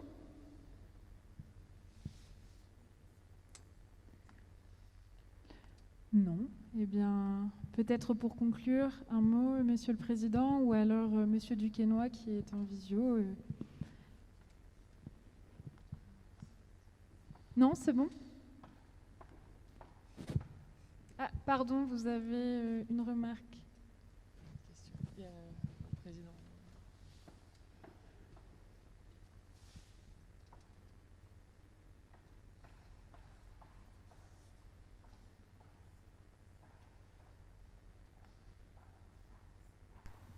C'est pas forcément une question, hein, c'est une réflexion. Maintenant que le document du SCOT est élaboré et qui a souvent retenu l'attention des élus du syndicat mixte des Sodomarois qui avons travaillé à ce document en lien avec toutes les personnes publiques associées, et notamment les services de l'État, c'est sur la consommation du foncier agricole. Je m'exprime à titre personnel, mais dans le document de mémoire, je crois qu'il y a ces 200 hectares qui ont été ciblés d'utilisation pour notamment le développement économique. Ça reste pour moi véritablement un vrai sujet de préoccupation parce que on le voit sur notre territoire. En l'occurrence, je suis bien placé pour en parler puisque je suis responsable à la CAPSO du développement économique. Et on sait aujourd'hui sur le territoire de la CAPSO que si on ne travaille pas rapidement à d'autres perspectives de développement, de création de zones d'activité, notre capacité foncière actuelle fond comme neige au soleil. Et c'est vrai que ça vient un peu se heurter, notre document vient un peu se heurter aux exigences et aux contraintes qui nous sont imposées en matière de recherche de nouveaux espaces fonciers pour y créer des zones d'activité. On nous dit essayer de privilégier plutôt l'extension de zones d'activité. Parfois c'est possible. Il y a quelques exemples sur le territoire. On nous dit aussi il faut essayer de travailler sur des requalifications de friches urbaines qu'on n'a pas sur le territoire, très sincèrement et très clairement. Et donc il nous faut effectivement envisager la création de nouvelles zones d'activité dans de nouveaux secteurs stratégiques. Souvent c'est près des, on le sait pertinemment, c'est près des axes routiers ou autoroutiers. Et donc voilà, c'était simplement une réflexion en me disant qu'on sera de plus en plus confronté à ce genre de difficultés, surtout si on nous impose de plus en plus de faire attention à la consommation du foncier agricole. Ça me paraît difficilement compatible avec nos ambitions et nos enjeux de développement économique, parce qu'il ne faut pas l'oublier que derrière ces créations de zones d'activité, ce sont d'abord et avant tout de l'emploi pour nos concitoyens, et ce sont aussi des rentrées fiscales pour nos collectivités et nos intercommunalités en l'occurrence. Et donc dans un contexte de refonte de la fiscalité, ça prend, je pense que tout ça prend tout son sens, quoi. Je veux dire, voilà. Donc voilà, c'est plus une crainte pour l'avenir de ne plus pouvoir à un moment donné peut-être travailler, je dirais, sereinement à l'aménagement de zones d'activité, même si j'entends pour autant qu'il faille faire attention à tout ce qui concerne la consommation du foncier agricole. Et là, je l'ai souvent dit, je pense qu'il y a peut-être, plutôt que de nous mettre des contraintes fortes dont on sait qu'on pourra difficilement respecter, ce qui ne serait pas plus intelligent, et j'en ai déjà fait état dans différentes réunions, ce qui ne serait pas plus intelligent quand on aménage une zone d'activité industrielle ou artisanale, on nous impose sur une zone qui fait par exemple 10 hectares, on va nous imposer sur les 10 hectares 5 ou 6 hectares, ou 4 ou 5 hectares qui sont réservés à l'aménagement d'espaces verts, enfin voilà. Alors qu'une zone d'activité de 10 hectares, ça doit être 10 hectares qui soient totalement mobilisés pour la construction de bâtiments, pour voilà, accueillir et recevoir les entreprises. Je pense que là, il y a peut-être quelque chose à revoir au niveau des textes, de la réglementation, au niveau du code de l'urbanisme, au niveau des contraintes aussi qu'on nous impose.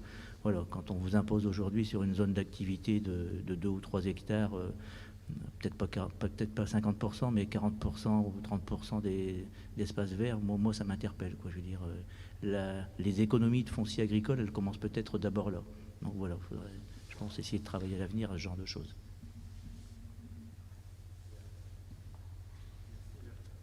Merci Bertrand. Il y a quelqu'un qui voulait encore réagir? Ah, pardon. J'ai Monsieur Rollin qui partage, lui, une préoccupation. Lui, ce qui le gêne, en fait, c'est les changements intempestifs des zones commerciales, notamment le fait que des magasins, pour ne pas les citer, tels que Lidl, Aldi, se déplacent un peu partout sur le territoire. Donc voilà, il voulait partager ce sentiment-là. Et à un moment donné, il faudrait les stopper et favoriser plutôt les petits commerces en milieu rural. Et il vous dit aussi, tu as raison Bertrand. Ok, enfin moi je voulais simplement réagir par rapport à ce que vient d'évoquer Bertrand. C'est vrai que c'est un sujet fort, une inquiétude qu'on a depuis un moment. Et tout à l'heure on parlait de bons élèves par rapport au projet Scott, mais on est aussi un territoire dynamique et qui est reconnu et qui est peut-être aussi victime de son succès et de son développement, puisqu'aussitôt qu'il y a une zone qui se crée aujourd'hui, elle est pratiquement vendue alors qu'elle n'est pas encore aménagée. Voilà, donc il y a une certaine attractivité du territoire qui fait que voilà, on est un peu victime de notre succès aujourd'hui par rapport à justement à la difficulté, enfin pas forcément une difficulté, mais au dialogue qu'il faut avoir avec le monde agricole. Aujourd'hui, avec les compensations telles qu'elles sont prévues, on sait aussi qu'on s'engage aussi sur certains investissements à terme. Et je fais le lien avec la question tout à l'heure de Alain. Et puis la personne, elle est là pas loin de moi. Donc malgré tout, il y a du lien à trouver, il y a une proximité, et il y a aussi une concertation pour que le projet de méthanisation qui va bientôt voir le jour sur la zone des Escardales, elle est aussi une compensation de cette appropriation de terrain agricole afin d'aider justement un projet de méthanisation. Donc voilà, il y a du donnant-donnant, il y a des choses à trouver, il y a des compromis à trouver. Compromis également avec les riverains, parce qu'on sait aussi que c'est un sujet important de ne pas implanter comme ça une production de méthanisation n'importe où sur le territoire.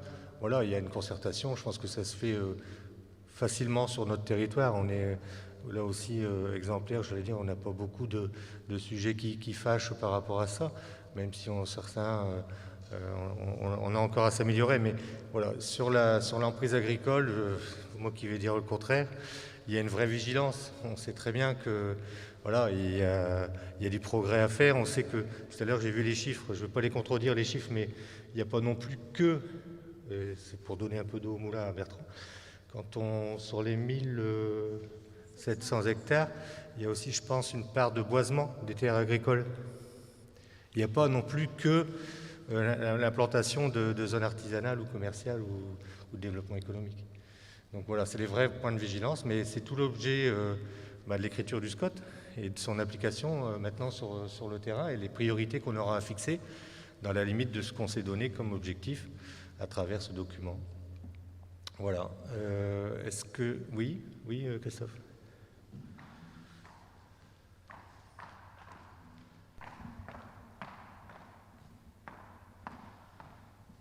Peut-être sur 2-3 interpellations, et notamment par rapport au foncier, pour compléter, parce qu'il y a aussi des choses qui sont en train de bouger à l'échelle nationale et sur lesquelles, avec la Fédération des agences d'urbanisme, on travaille aussi, ou même à l'échelle régionale avec le réseau. Je vais prendre un exemple. On s'est engagé à la demande de l'État sur une réflexion sur le canal Seine-Nord-Europe et les secteurs stratégiques en région sur lesquels on pourrait développer de l'économie. Finalement, on commence à avoir un débat avec l'État de se dire, il y a peut-être des endroits où on s'était dit, voilà, on gèle le foncier, mais il va falloir dégeler, parce que les réseaux sont là, le canal va passer, il y a parfois des voies ferrées qui passent juste à côté, donc du coup, là, il va peut-être falloir dégeler le foncier et pouvoir effectivement le faire. Donc pour ça, quand on parle aussi du secteur d'Air sur la Lys ou du secteur d'Arc pour notre territoire, il y a cet enjeu-là. Et tu avais raison après sur Bertrand, et on l'a effectivement pris en compte dans le SCOT, mais comme les PLUI se sont fait à peu près en même temps, ça ne s'est pas mis tout de suite, et donc ce sera pour les prochains, c'est tout le sujet de la densification, soit des zones d'activité existantes, soit des nouvelles, pour finalement, quand on veut faire de la qualité paysagère, il vaut mieux peut-être planter des arbres que de mettre des hectares de pelouse, et donc ça, effectivement, ça avait été pris en compte dans le SCOT, et c'est un travail aussi qu'on fait actuellement à l'agence, de regarder un peu les potentiels, parce que parfois on se dit il y a potentiel pour, et puis finalement quand on regarde bien sur le terrain, le potentiel n'est pas toujours là.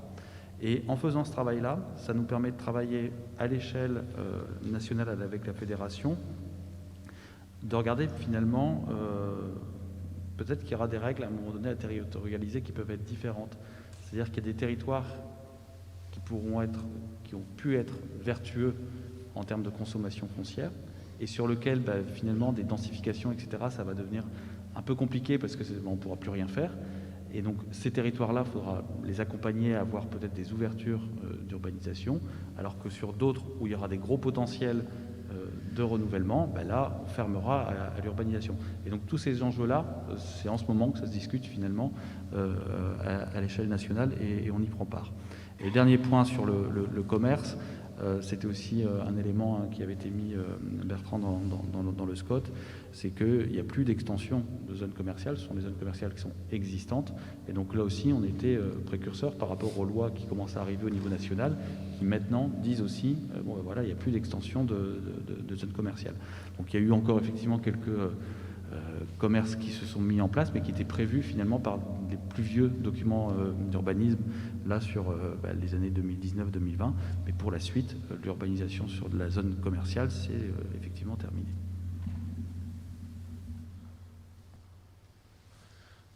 Bien, c'est terminé. Côté visio, et puis personne qui veut intervenir. Dans la salle non plus. Si ? Ah, Françoise.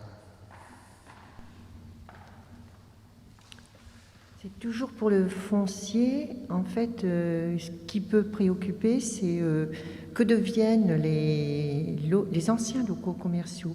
Lorsqu'il y a des zones d'activité qui sont créées, on a des commerçants, des industriels qui lâchent leurs locaux, qui sont plus adaptés, qui sont pas accessibles. Et donc, sur le plan commercial, ils ont tout à fait intérêt à rejoindre les nouvelles zones aménagées, plus sympathiques, etc., avec un meilleur accès. Mais moi, je voudrais qu'on essaye de lutter contre ces friches industrielles ou commerciales, du moins qu'au niveau du pays de Saint-Omer, qui est un peu un inventaire de ces locaux qui peuvent détruire tout un quartier. Enfin, ça, c'est un travail à faire là-dessus. Mais... Le travail est fait, Bertrand l'a précisé tout à l'heure. On n'a vraiment pas beaucoup de locaux disponibles. C'est aussi une préoccupation. On a en ce moment une étude, il y avait une étude qui avait été lancée justement pour bien répertorier le nombre de surfaces possibles aussi et à redistribuer. Je parle sous contrôle de Bertrand parce que c'est dans le développement économique, dans une de ses compétences. On sait très bien qu'on a du mal, même quelquefois, à proposer 1000, 2000, 5000 mètres carrés pour une entreprise qui voudrait s'installer parce qu'effectivement, on n'a pas forcément tant que ça de friches. Alors, il y a friches et friches. Il y a des friches qui sont là depuis 20 ans, 40 ans, et je pense qu'on finira avec. Ils sont ou plus réaménageables, on a essayé quelque part... sur certains endroits, mais ça ne marche pas tout le temps. Il faut trouver Mais Bertrand, je ne sais pas si tu as des précisions par rapport à ça, mais on n'a pas sur le territoire autant de friches qu'on pourrait penser, parce que c'est facile de dire qu'il faut réhabiliter les friches, mais on n'en a pas tant que ça. Non, dans les orientations qui nous sont données, c'est de dire, pour éviter de consommer du foncier agricole, aller là où il y a des friches industrielles à requalifier. Le problème, c'est que sur le territoire, il n'y en a pas ou pratiquement pas. Donc voilà, toute la problématique du foncier, c'est pour ça que je la pose, et elle se pose aujourd'hui sur notre territoire pour les années à venir. On a connu il y a 20-25 ans, quand une entreprise voulait venir s'installer sur le territoire actuel de la Capso, on lui disait écoutez, on n'a pas de foncier, on n'a pas de zone d'activité, vous viendrez nous revoir dans 5 ou dans 10 ans, le temps qu'on mette en place les choses. Donc depuis, les zones d'activité se sont mises en place, on a rattrapé ce retard. Mais là, aujourd'hui, il y a véritablement une urgence et une préoccupation à se doter à nouveau d'une capacité foncière qui nous permette de répondre aux demandes des entreprises qui veulent venir s'installer. Et quand une entreprise, comme le dit le président, veut venir s'installer, elle ne va pas attendre 5 ans pour s'installer sur notre territoire. Donc il faut qu'on ait cette disponibilité foncière. S'agissant par ailleurs des locaux qui viendraient à se libérer, l'agence de développement Sophie gère une bourse d'offres immobilières Et donc là, effectivement, ça nous permet très facilement de répondre aux besoins d'une société, d'une petite entreprise qui cherche pas forcément à s'installer dans une zone d'activité, mais qui cherche des locaux à usage de bureau ou un bâtiment libre d'occupation. Ça fonctionne assez bien, mais là également, on n'a pas non plus quantité de locaux disponibles. Donc, c'est quelque chose qui part assez facilement et qui est proposé assez facilement. Et ça transite essentiellement par l'agence de développement Sophie, qui, à travers cette bourse d'opportunités immobilières. Voilà. Bien. Est-ce que encore une dernière intervention? Non, c'est terminé en visio. Bon, écoutez, moi je vais tous vous remercier d'être venus ici à Saint-Martin-les-Tatinguem ou de nous avoir suivis en visio. Je crois qu'on n'était pas loin de 60 ce soir. Donc merci à vous de votre participation. J'ai aussi apprécié un petit peu les exemples un peu concrets qui nous ramènent justement vers ce document, parce que ce document, quand on a le pavé, c'est vrai qu'on n'a pas l'impression qu'on s'y retrouve ou qu'on débarque un petit peu dans certaines idées, mais là avec les exemples, on voit justement la suite et l'aspect réfléchi du document. Donc merci à vous, merci Monsieur le Vice-président. Si vous vouliez encore dire un mot de conclusion, venez me rejoindre. En tout cas, je veux vraiment vous remercier d'être venu ce soir ici à Saint-Martin-les-Tatinguem, remercier de votre participation et puis de votre écoute. On sait que, et vous l'avez rappelé, on a la chance d'avoir sur notre territoire une agence d'urbanisme qui est à la disposition des élus et qui fait aussi justement ce lien entre nos réflexions, nos interrogations et nos inquiétudes pour les transmettre justement à des autorités telles que la région en l'occurrence. Donc merci à vous aussi, à l'agence pour votre travail de ce soir. Mais venez nous dire quelques mots de conclusion, je pense que tout le monde les attend.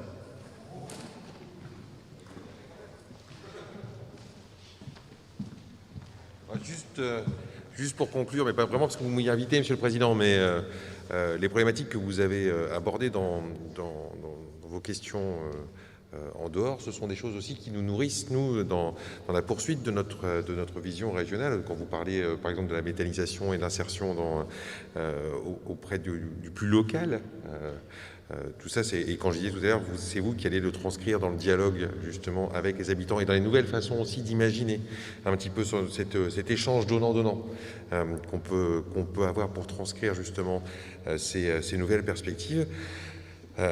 C'est un peu la même logique que ce que nous appliquons à faire avec l'ensemble des territoires et avec vous, c'est-à-dire cette co-construction, c'est un mot à la mode, c'est vrai, mais que nous voulons avoir pendant toute la durée de vie de votre document. Vous allez avoir, vous rentrez déjà dans des problèmes concrets. Eh bien, vous savez que vous pouvez vous retourner facilement vers la région. Cet échange, on le veut permanent, continuel, le plus constructif possible. Et puis, encore une fois,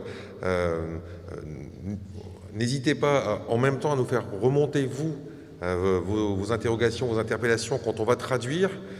Il y avait une question tout à l'heure sur voilà, on a telle ambition sur le mix énergétique. Alors nous aussi on a cette ambition-là et on a nous également nos limites sur telle ou telle orientation.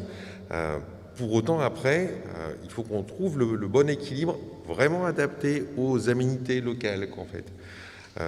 Vous avez pris des choix qui sont les vôtres et donc nécessairement respectables sur ce mix énergétique. Il reste à compléter, il reste à transcrire pour atteindre des grands objectifs et nationaux et régionaux qui vont encore changer dans les mois qui viennent, puisqu'en effet on a un certain nombre de lois qui sont en préparation au niveau national et qui vont s'imposer également à nous, que ce soit la loi 3C ou la loi 4D qui sont en préparation. Eh bien, comptez sur nous en tout cas pour être à vos côtés. Moi, j'étais personnellement très très satisfait d'être avec vous ce soir. D'abord parce que le travail que vous avez fait est de qualité, parce que l'échange que nous avons ensemble est constant et de qualité également. Et je sais aussi que la tonalité de vos interrogations montre bien que justement, c'est un document vivant que vous avez là. C'est un document vivant qui est amené à être questionné, modifié, voire bouleversé par la suite. mais à chaque fois, on le fera en totale collaboration. Donc, je voulais encore vous remercier de vos participations et je voulais remercier en particulier l'agence d'urbanisme, en effet, qui a bien mené aussi en même temps cette appropriation ce soir, cet instant pédagogique. Je dirais même moi, j'ai compris. Je n'avais pas toutes les bonnes réponses, mais j'ai compris. Merci à vous en tout cas. Merci, Monsieur le Président. Merci à vous, bonne soirée, bon retour. Merci, bonne soirée à tous.